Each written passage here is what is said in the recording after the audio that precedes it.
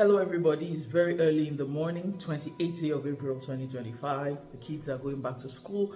I've had this message for like a couple of days and I've been not fighting, I've been grappling with very many other things, so I haven't, but quick one, yeah. As much as we do our best to see, if somebody wants to become a medical doctor, you go to school for about 6-7 years. You want to become a barrister, 6-7 years, including your law school. And we all go to school to pursue different careers. But you see, nobody ever gets very ready to become a parent. I've never heard of a parenting institution, but sometimes you learn on the job of being a parent. But that is one of the most important jobs in this world, because I believe that if we complain about systems, you complain about your president, you complain about your governor, you hold them accountable. I believe these people were raised in homes. So what you can do to change society is raise the kind of president you want to see in terms of conduct.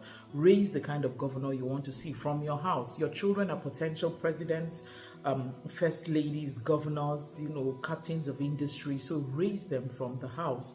And that is one way we can change society significantly.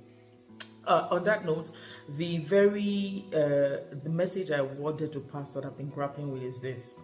The moment you want to become a parent, you're ready. You first have to make up your mind. Or if you didn't make up your mind, the moment you get into that business, you begin to learn how to become the best version of yourself. You know what I mean? But you see, because we are, as parents, we're also human beings. We get tired, we have regrets. And some of the regrets are bothered around our spouses, our partners, our significant others. Some people in the middle of a union wake up and realize that, look, I don't think I made the right choice. Some people are not willing to work out. And so you see that the squabbles in the home, the arguments, the fights, some of them your children are privy to.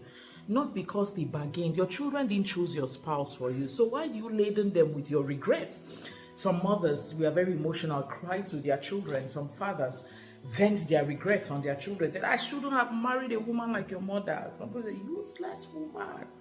Some women, your father is a terrible man. He's such a cheat.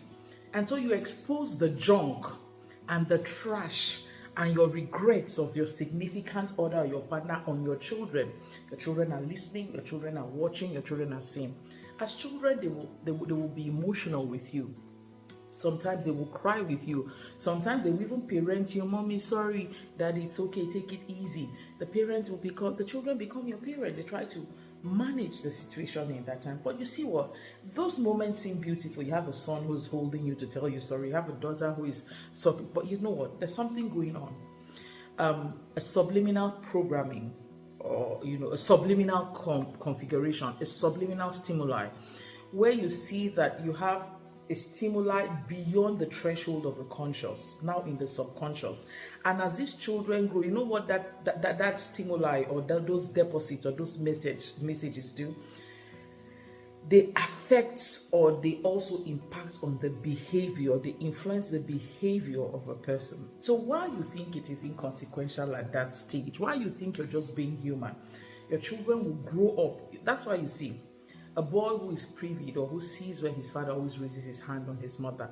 As a child, he may go to the mother, cry with the mother. This, when he becomes a husband tomorrow, most often than not, that child may not know when he raised his hand on who he eventually marries. And then he will be, and no wonder my papa will be my mama. And when you, who is supposed to, protect your daughter, opens up the junk of her father to her, the man who is supposed to be the hero in her life, the first love of her life. Your father is a useless man. He's a cheat. He's a this. And when she grows up, she's like, I don't want what my mother saw. I don't want it to happen to me. I know one. So even if you give her an angel of a man, what happens sometimes in that case is that this little girl or this woman now would, even if it's a perfect man, she's like, what were you doing? Are you sure? So the tendency to always want to suspect what is non-existent, sometimes driving the man to frustration, is there. My point is simple. Your regrets, your pain, a lot of them should be shielded from your children. Your children have no business in knowing some of these things.